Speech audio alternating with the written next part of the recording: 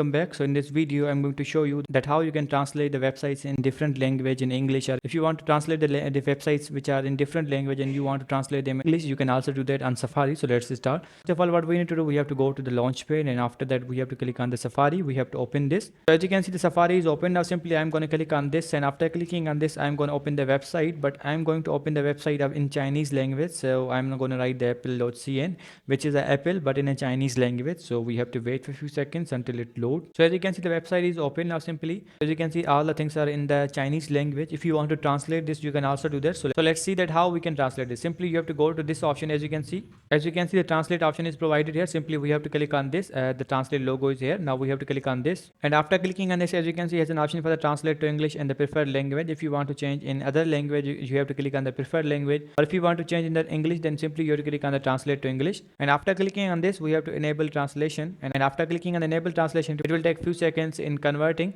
As you can see, now it's translated. The whole website is translated into English language. So in this way you can translate any kind of website into different languages in English or whatever you want.